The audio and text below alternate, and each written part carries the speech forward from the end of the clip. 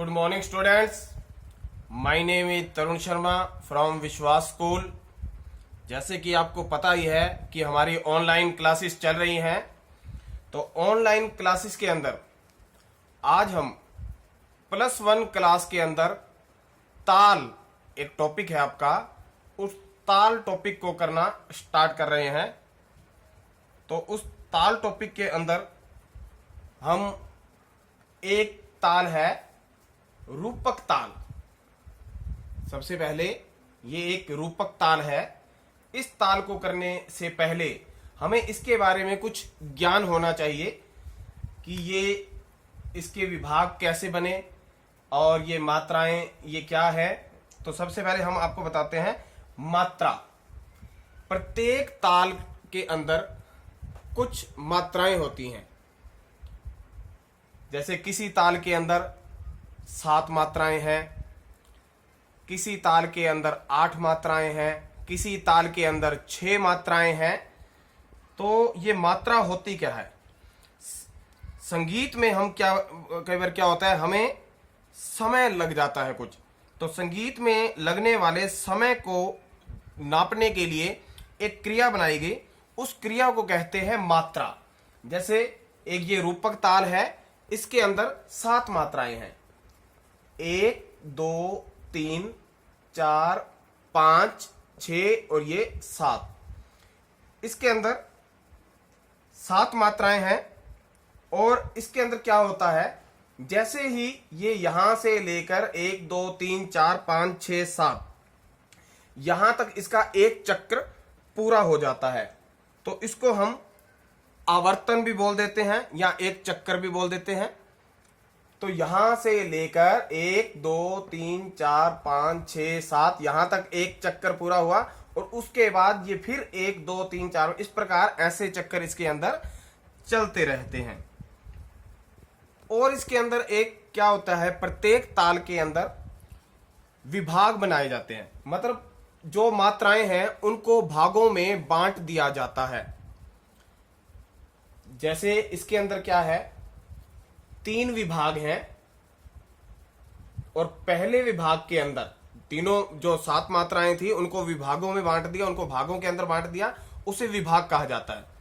इसके अंदर क्या है, जो पहला विभाग है, 3 विभाग टोटल है, तो पहला विभाग है उसमें 3 मात्राएं हैं, 1 2 और ये 3। पहले विभाग में 3 मात्राएं हैं। जो दूसरा विभाग है उसके अंदर 2 मात्राएं हैं, और जो तीसरा विभाग है उसके अंदर भी 2 मात्राएं हैं। इस प्रकार इसमें क्या हुआ, 3 2 2 मात्राओं के 3 विभाग बन जाते हैं। उसके बाद इसके अंदर होते हैं बोल। ये नीचे तीसरे नंबर पे जो लिखा हुआ है बोल। बोल का अर्थ होता है बोलना। ताल के अंदर ये जो मात्राएं हैं, ये जो 1 2 3 4 5 6 7 ये मात्राएं हैं, जब ये बोलती हैं ये मात्राएं, तो वो कहलाती है बोल। अब इन मात्राओं के बोल हैं। जैसे इसके अंदर जो पहली मात्रा है उसका बोल है तिन, दूसरी मात्रा है इसका बोल भी है तिन, तीसरे का है ना, चौथे का धिन, ना धिन ना। तो इसके बोल फिर से रिपीट कर रहा हूं मैं, तिन तिन ना धिन ना धिन ना। तो ये 7 मात्राएं हैं और इन 7 मात्राओं के ये बोल हैं। अब इनमें क्या होता है, सबसे ऊपर ये चिन्ह भी लगते हैं। इसमें जो पहली मात्रा है, पहली मात्रा पे सम का प्रयोग भी हम कर सकते हैं, क्योंकि कुछ संगीतकार हैं इसमें पहली मात्रा पर सम मानते हैं, और कुछ संगीतकार इसमें पहली मात्रा पर खाली का चिन्ह मानते हैं। तो इसमें पहली पे खाली शो किया गया है, क्योंकि अधिकतर संगीतकार खाली मानते हैं, पहली जो मात्रा है उसको खाली मानते हैं। तो ये चिन्ह है ऊपर जो लिखे हुए हैं।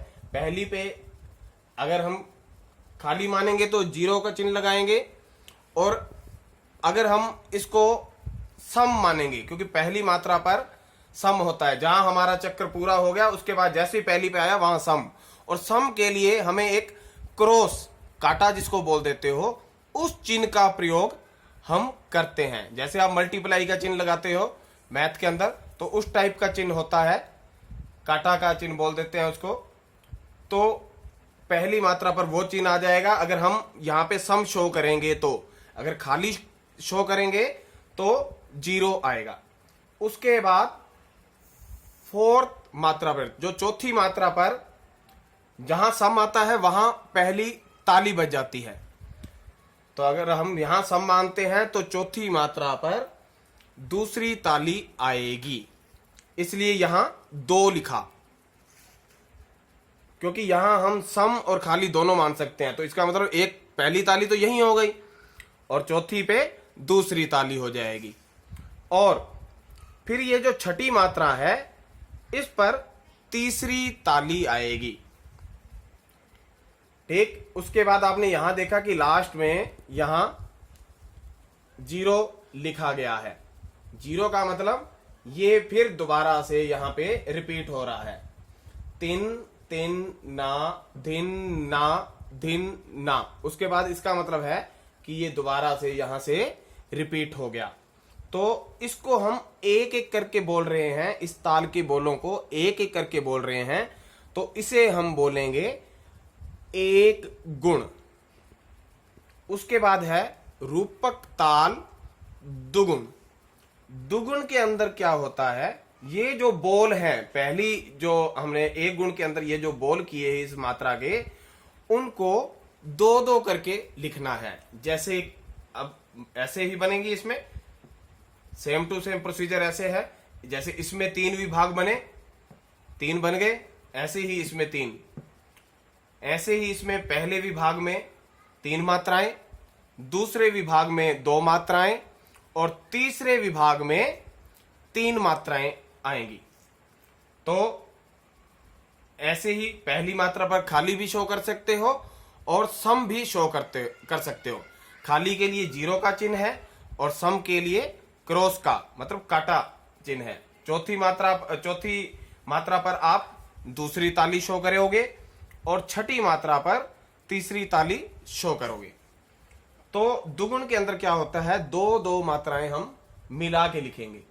जैसे 3 3, इन दोनों को मिला के एक के नीचे आ जाएगा 3 3, और फिर नाधिन नाधिन, और फिर दोबारा से 5-6 को जोड़ देंगे, नाधिन 3 के नीचे आ जाएगा और लास्ट में 1 बच जाता है।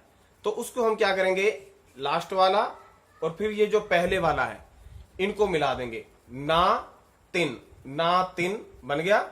उसके बाद तिन ना नेक्स्ट, और फिर धिन्ना, मतलब डबल डबल करके लिखना है सबको, धिन्ना। तो इसके बन जाएंगे 3 3, नाधिन नाधिन, फिर ना तिन तिन ना धिन ना धिन्ना। तो इसमें ये दुगुण में करके इसको हम ऐसे लिख सकते हैं। तो दोबारा से एक बारी बता रहा हूं कि ये जो मात्रा होती है ये हर ताल के अंदर अलग अलग होती है। किसी के अंदर 7 मात्राएं होती हैं, किसी के अंदर 6 मात्राएं होती हैं, किसी के अंदर 8 मात्राएं होती हैं। तो ऐसे ही ये जो रूपक ताल है इसके अंदर 7 मात्राएं हैं और इन मात्राओं को, मात्रा होता है, इसको नापने की एक क्रिया है, संगीत को, गीत को, इसको नापने की एक ये क्रिया है, तो उसे मात्रा कहा गया है। बोल होते हैं, ये जब मात्राएं ये जब बोलती हैं तो इन्हें बोल कहा जाता है। और ऊपर ये चिन्ह है जिसमें पहली मात्रा पर खाली को शो किया गया है, खाली मतलब 0 है उसका चिन्ह। तो ये इसके बोल हैं, इसमें एक एक करके बोला जाता है। और ये जो दुगुन है, इसमें दुगुन में क्या होता है, इनको जोड़ जोड़ के फिर ये इसको लिखा जाता है। जैसे आपको बताया ही है, 3 3 नाधिन, फिर तीसरे में नाधिन, फिर नाधिन, फिर ना तिन तिन ना धिन ना और धिन्ना। तो ये हमारा एक रूपक ताल कंप्लीट हो चुकी है। तो इतना ही। Thank you.